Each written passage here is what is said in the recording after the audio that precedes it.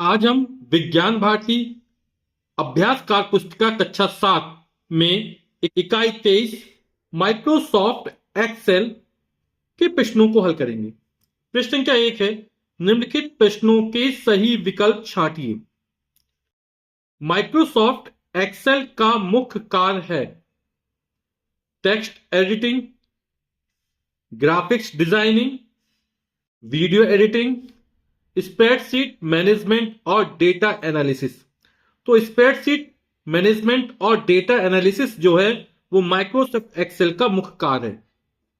नई वर्कबुक बनाने के लिए शॉर्टकट का प्रयोग होता है। तो जो नई वर्कबुक बनाते हैं तो जो शॉर्टकट है वो Ctrl+N। नेक्स्ट है, एक्सेल में सेल में डेटा दर्ज करने के लिए सबसे पहले क्या करना होता है। तो सबसे पहले जब डेटा दर्ज किया जाता है तो डेटा को सिलेक्ट करना पड़ता है ना। तो इसमें कौन सा ऑप्शन सही हो जाएगा, सेल को सिलेक्ट करना। एक्सेल में जोड़ के लिए फॉर्मूला प्रयोग किया जाता है और जो फॉर्मूला वो सम का फॉर्मूला है ना, तो इस फॉर्मूले का प्रयोग किया जाता है। क्वेश्चन क्या 2 है, निम्नलिखित में सही कथन पर सही तथा गलत कथन पर गलत ये क्रॉस का चिन्ह लगाइए। एक्सेल में वर्कबुक का मतलब है कई वर्कशीट का संग्रह। तो बिल्कुल सही है कि वर्कबुक का मतलब कई वर्कशीट का संग्रह होता है। एक्सेल में पंक्तियां और स्तंभों के जाल को वर्कशीट कहते, बिल्कुल सही है ये। एक्सेल में auto some option home tab में पाया जाता है, ये बिल्कुल सही कथन है। एक्सेल में फार्मूला नहीं बनाया जा सकता है, एक्सेल फार्मूला बनाया जा सकता है, वो नहीं बनाया जा सकता है, तो एक कथन क्या हो जाएगा, गलत हो जाएगा।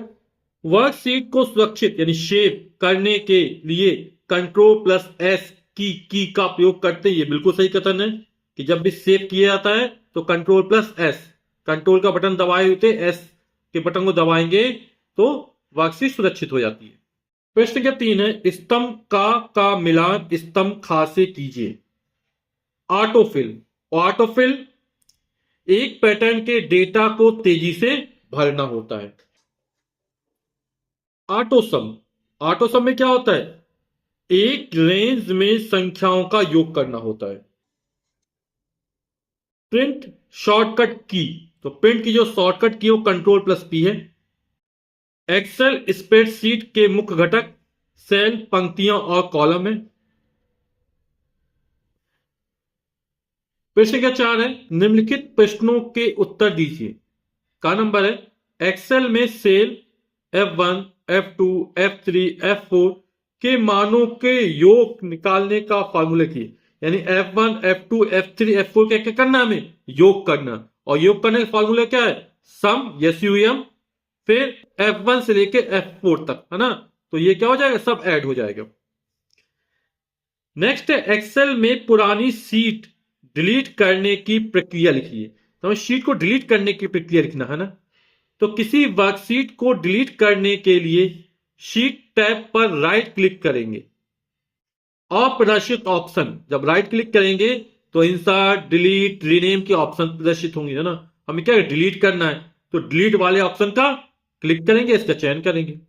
तो प्रदर्शित ऑप्शन इंसर्ट, डिलीट, रीनेम में डिलीट ऑप्शन का चयन करेंगे जिससे सिलेक्टेड सीट डिलीट हो जाएगी यानी हट जाएगी।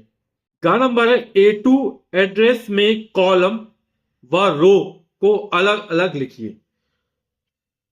स्प्रेडशीट में जो होता है वो कॉलम को हमेशा अक्षर यानी लेटर से लिखते हैं ना, और रो को हमेशा किससे लिखा जाता है, नंबर से लिखा जाता है। ठीक, तो यहां पर ए लेटर है ना, तो कॉलम को हमेशा किससे लिखा जाता है, लेटर या अक्षर से लिखा जाता है, और रो को नंबर से लिखा जाता है।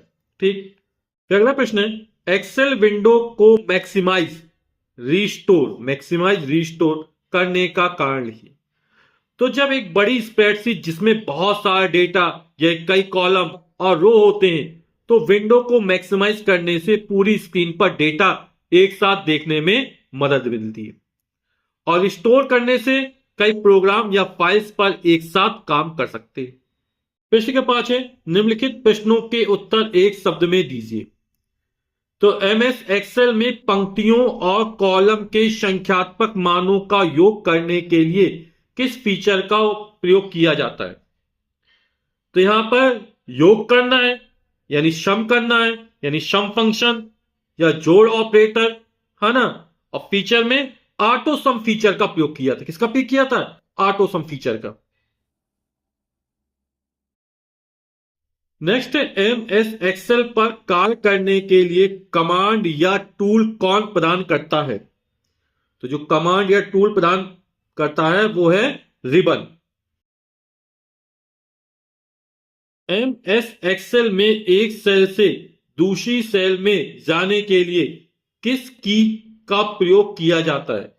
तो यहां पर टैब की का प्रयोग करो या एरो की का प्रयोग करो, ठीक है। टैब या एरो की का प्रयोग किया जाता है एक सेल से दूसरे सेल में जाने के लिए। वीडियो देखने के लिए आप सभी को बहुत बहुत धन्यवाद। Thank you so much.